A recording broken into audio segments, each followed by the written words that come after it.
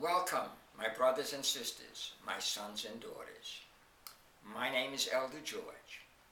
Today we welcome you to part 6 of the series, Patriarchy, the Natural Way of Life. The subject for today's, or the title for today's video is The Noose Tightens. The noose, like a noose, a hangman's noose. There's a noose around us that's tightening. There's a noose around individual initiative and authority of people. And that noose has been placed there by the government many, many, many years ago.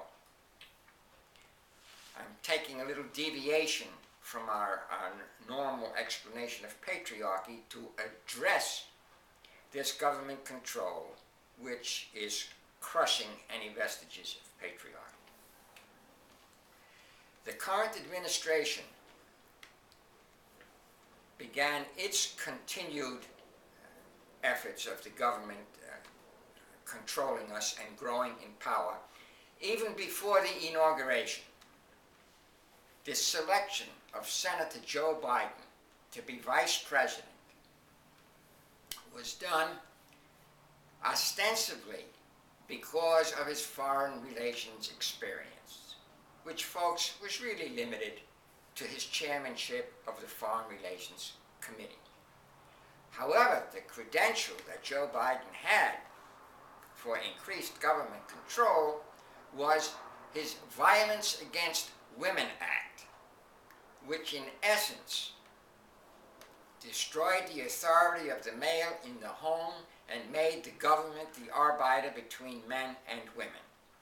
It also increased the number of men in prison and increased the number of children being raised in a home without a father. And we'll get back to that. The first piece of legislation that our new president signed was the Ledbetter Act. The Ledbetter Act, in essence, was about paying women the same wages as men. Now, I'm a former business owner, and I can tell you myself and my contemporaries in the business world, we hired those people who would do best for the business. Race, ethnicity, gender, religion were not considerations. And I can tell you, for the most part, most businessmen are that way. Those who are prejudiced ultimately pay the price through lost productivity, one way or another. Now, getting back to the Ledbetter and Violence Against Women Act, women will say, well, who would be opposed to violence against women? Nobody would be opposed to violence against women, but there is opposition to the Violence Against Women Act, which was an intrusion into family affairs, and by the way, did not take into consideration that it takes two to tango, and about 50% of domestic violence is caused by women.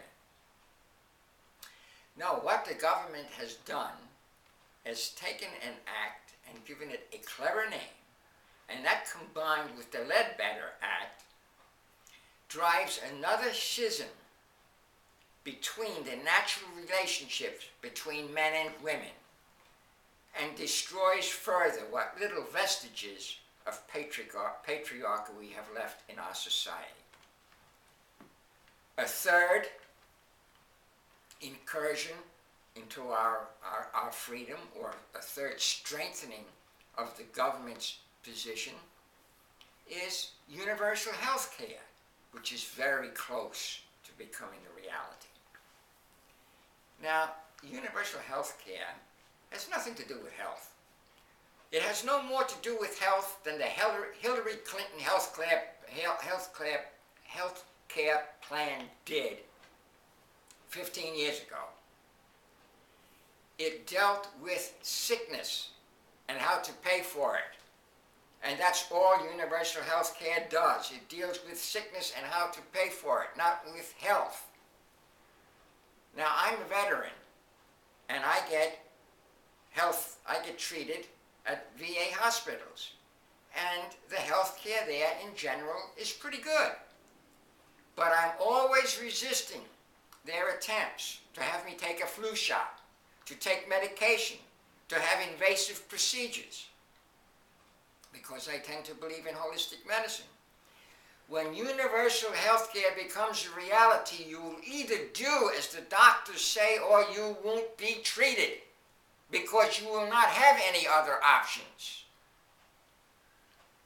The fourth area in which the government is cementing its control over the populace is with its increased interest in aid to education. It's becoming more liberal with its monetary requirements, with the Pell Grants. Now, why is the government increasing its influence in the education of our people? For two reasons. It controls their way of thinking, and it keeps them in debt. We have a double-pronged attack on our young people, and it's a mind control, financial control program. So I've given you 4 areas in which the government is increasing, tightening the noose around us. In the home, at the workplace, in medicine, and in education. Whether Republican or Democrat, liberal or conservative, the march of government to greater control of our lives continues. And the present economic crisis serves as a diversion that enables the government, through the enactment of seemingly innocuous legislation, like the Ledbetter Act, to strengthen its hold on all aspects of our lives. The noose around our individual initiative continues to tighten. What I find particularly disturbing is the willingness of a large part of the population to have the noose around them. It gives them a sense of security. The way to enslave people is to get them to want to be enslaved. And there are many, many in our society who clamor for the enslavement by calling for universal health care, universal aid to education, for surveillance cameras, or for an infinite number of laws to protect them. We are very close to the establishment of tyranny. When that happens, little videos like this will no longer be permitted. The time to step forward and do something to protect yourself and those who think as you do has arrived. It has been said that when people hurt enough, they start to look for change. But I wonder if by the time they desire to make change from government control, the noose will be so tight that it will be impossible to get out of it. What seems more likely is that the majority will have been so indoctrinated that they not only won't hate their oppressors, they will love them. They will be comfortable in the noose.